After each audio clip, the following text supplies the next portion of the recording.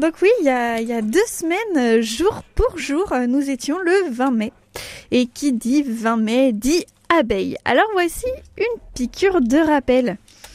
Vous vous demandez sûrement pourquoi le 20 mai. Eh bien, les Nations Unies ont désigné le 20 mai Journée mondiale des abeilles, ou le Bee-Day pour les familiers de la langue de Shakespeare. Alors moi, je ne suis pas du tout familière. Le Bee-Day. Ok. Donc, le 20 mai coïncide avec l'anniversaire d'Anton Jensa, l'apiculteur slovène reconnu aujourd'hui comme étant le père de l'apiculture moderne. Il a en son temps rendu hommage à l'abeille pour sa capacité à travailler dur tout en n'ayant besoin que de peu d'attention. Mais les temps ont bien changé et l'abeille vit aujourd'hui des jours difficiles avec une mortalité en croissance préoccupante d'année en année. Le déclin des abeilles, il existe de multiples raisons à la disparition des abeilles. Le dérèglement climatique, les virus, les agents pathogènes, les acariens, les parasites, la disparition des habitats naturels liés aux monocultures et bien évidemment l'abus des traitements par des produits phytosanitaires. Nos petites abeilles sont pourtant indispensables. Elles jouent bien entendu un rôle clé en tant que pollinisatrices. Et les menaces auxquelles elles sont confrontées les empêchent de jouer correctement ce rôle et mettent en péril notre biodiversité. En instituant la Journée mondiale des abeilles, les Nations Unies nous insistent une fois de plus à réfléchir sur les enjeux et modifier nos comportements. Bien sûr, nous pouvons aussi agir individuellement. On peut garder un ensemble diversifié de plantes dans notre jardin ou sur notre balcon, encore mieux si elles fleurissent à des moments différents.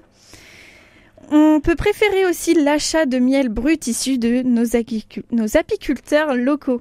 Acheter aussi des produits issus de pratiques agricoles durables. Éviter d'utiliser des pesticides, des fongicides ou des herbicides dans nos jardins. Protéger les nids sauvages quand c'est possible. Mais tout ça, ce sont que des rappels. Moi, j'aimerais vous parler du parrainage de ruches. Ah oui. Donc, il existe plein de moyens de participer aux ruches. Par exemple, je participe moi-même à une ruche participative. Ah, bravo. T'as vu ? Mais ça consiste en quoi ? Alors, le concept est très simple.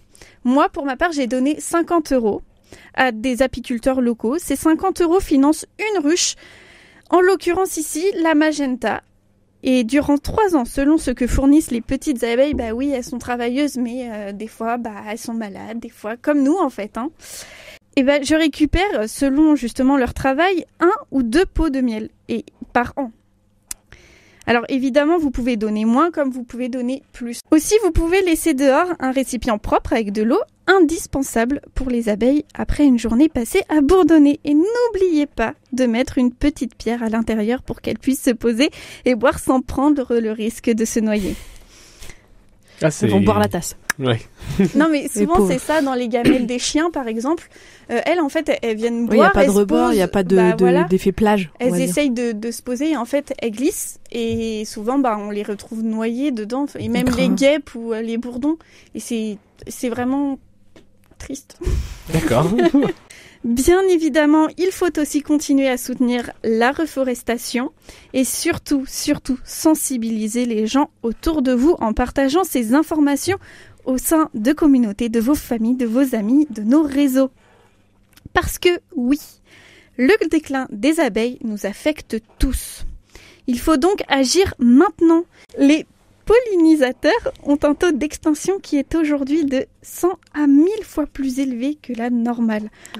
Environ 35% des pollinisateurs invertébrés, en particulier les abeilles et les papillons, et environ 17% des pollinisateurs vertébrés tels que les chauves-souris sont aujourd'hui menacés d'extinction. Oh non. Et oui, déjà les chauves-souris sont des pollinisateurs. Ils sont trop mignonnes. Oui, et elles sont hyper importantes. Par contre, ça, je savais pas que c'était des pollinisatrices, les chauves-souris. Eh ben moi non plus. Je l'ai appris en faisant ces recherches. Oh là là, on en apprend tous les moins jours. bête ce soir. Et ouais. C'est vrai, moi aussi je ne savais pas.